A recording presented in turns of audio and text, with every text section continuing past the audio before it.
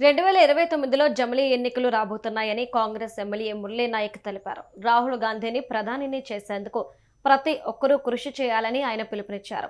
మహబూబాబాద్లో మొదటి విడత గ్రామ పంచాయతీ ఎన్నికల్లో విజయం సాధించిన కాంగ్రెస్ బలపరిచిన సర్పంచ్ అభ్యర్థులకు ఎమ్మెల్యే మురళీ నాయక్ శాలువాలు కప్పి సన్మానం చేశారు. స్థానికంగా ఉంటూ అందరికీ అందుబాటులో ఉండాలని సర్పంచులకు సూచించారు.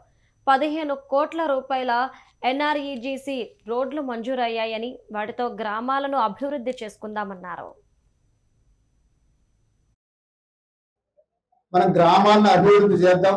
మన ప్రభుత్వ అధికారంలోకి వచ్చిన తర్వాత ఏటా మనకు దాదాపు 15 కోట్ల రూపాయలతోటి పంచాయతీరాజ్ శాఖ ద్వారా ఎన్ఆర్ఈజిఎస్ లో మనం సీసీ రోడ్లకు ఇవ్వడం జరుగుతూ ఉంది. అందుకే ఇప్పుడు నూతనంగా గెలిచిన సర్పంచ్ ఆధ్వర్యంలో కొత్త ఎన్ఆర్ఈజిఎస్ రోడ్లను వేసుకుందాం అని చెప్పేసి మీకు అందరికి తెలియజేస్తూ, కష్టపడి ఎన్నికల్లో గెలిచాము. రాబోయే రోజుల్లో ఇంకొక నెల రోజుల్లోనే ఎంపీటీసీ జెడ్పీటీసీ ఎన్నికలు రాబోతా ఉంది. ఆ ఎన్నికలు కూడా సన్నద్ధం కావాలి. సర్పంచ్ ఎన్నికలు కేవలం సొంత గుర్తుల మీద ఉంటుంది కాబట్టి పార్టీ మీద అంత ప్రభావం ఉండదు.